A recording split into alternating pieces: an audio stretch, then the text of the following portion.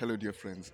Today I want to talk about manifestation, how people can manifest things easily with their thoughts. Um, I don't want to sound as if I'm a guru or anything like that. I like using myself as an example, and I'll just say this. There, I've noticed things of late that I'm able to create things more easily with the power of my mind. I think things and they happen almost immediately. And I know that this happens to for a lot of people. I'm not the only one that does this. I know there are a lot of people who have that ability to just think something and it comes through. And I'm sure that you too, you've been able to do that kind of a thing. And I've been asking myself, how come I'm able to do this thing even more easily? And it just occurred to me that when I was pondering on it, is because I've been seeing myself in a particular wavelength. It goes like this: if you put yourself in the particular wavelength of God. God is love, God is peace, He is harmony. You consciously put yourself in that state of consciousness. You are radiating love, you're radiating peace, you're radiating harmony. You consciously do that. When you now think something, even unconsciously, it happens because you are always in that state of consciousness. So that is one. Be in that state of love, peace, and harmony of God. Flow in that same consciousness, that same wavelength, because God is love. He created the world out of love. Flow in that same thing, and anything you think of in your mind, it manifests because you are one with God. The second thing I noticed was truth, speaking the truth. You see, speaking the truth has to do with an alignment with your mind, your tongue, and your heart. Everything has to be in alignment. And when everything is in alignment like this, it is in alignment to God. When you speak the truth, you're speaking what is in your mind, your tongue is speaking what is in your mind and what is in your heart. You do that often, you are flowing in the consciousness of God as well. Because I used to liken truth to a jigsaw puzzle. A puzzle, jigsaw puzzle, you know those puzzles that you cut up and then you piece together. That is the way truth is. So if anyone lies, he negates that piece that should be in the full context. So when you speak the truth, you are like a piece that fits into the whole puzzle.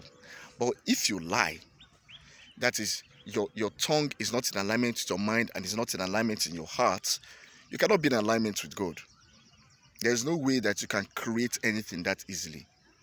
Moreover, you would always try to use a lie to support the lie, and then you run out of lies. So it's always good to speak the truth. Speak the truth so that your tongue is in alignment with your mind and with your heart. And the tongue is a double-edged sword. Um, it can be used to create and it can be used to destroy.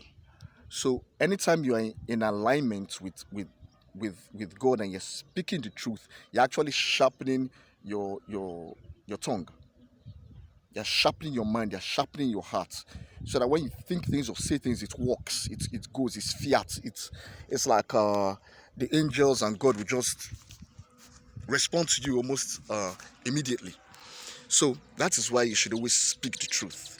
Speak the truth, sharpen your sword, and then if you lie, your sword is always getting blunt. You can't cut through the ether because this whole place, let's see, the whole universe is made up of a cosmic energy called ether. And it is said in the Bible, ye are gods. And we're actually gods, small g. And we're able to use the same way God created the world with the power of the thought. He thought about it, he spoke the word, and everything came into being. We can also do the same. But you must be in the same alignment with God. Yeah, that's it.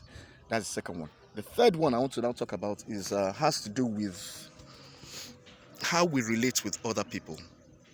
How we relate with other people and how sometimes we could truncate our own blessing. I want to cite an example here.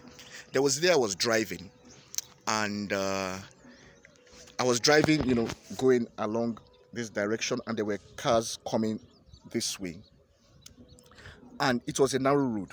And then there was this lady who had parked by the roadside, and being a narrow road, she parked by the roadside and was pumping her tire. She had finished, and all she needed to do, because the road was narrow, was to go back and join the queue. But instead, she stood there. She waited there with her car, and there was a build-up of traffic on this side because of her.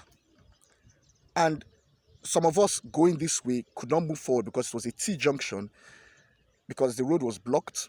The road was blocked from this end, and we this way couldn't move just because of this lady that was parked down there. And some of us came out and were talking to her. I was talking to the lady.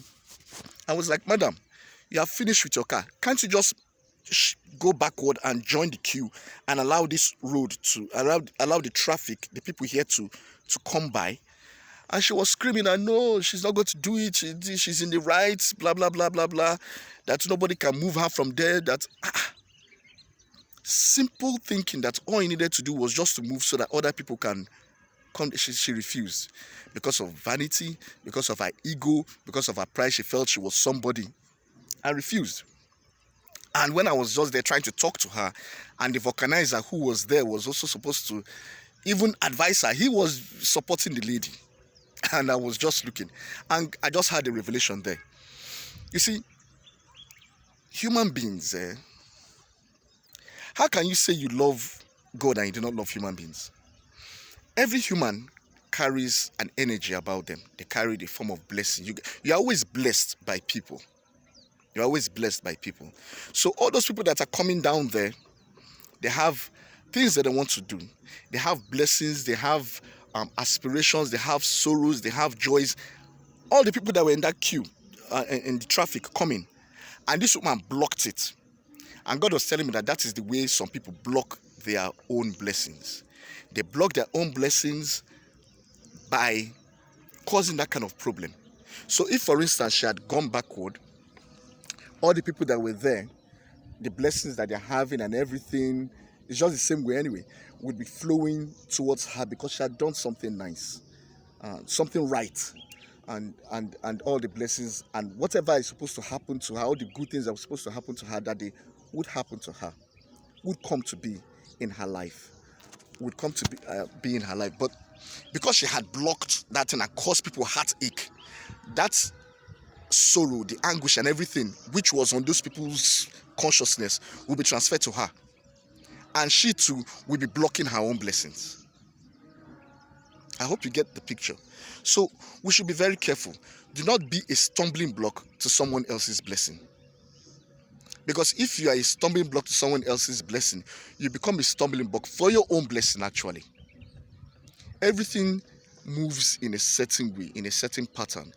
That's why we have virtues. That's why we have the 10 commandments. That's why we have the commandments in the Bible, the commandments in Islam, in whatever religion. There are certain things that you're supposed to do that will allow blessings to flow towards you. So do not be like that woman who blocked the road thinking that she was being very tough. Whereas her blessing, if she had something she was trying to do, her blessing was truncated by that selfish act. So those are the 3 things about manifestation. I've been doing a podcast on it. I just said let me just talk about it now. So the first one is that you should flow in a divine consciousness, flow in the love of God, radiate peace, radiate harmony, radiate all that. And you're flowing in the consciousness of God.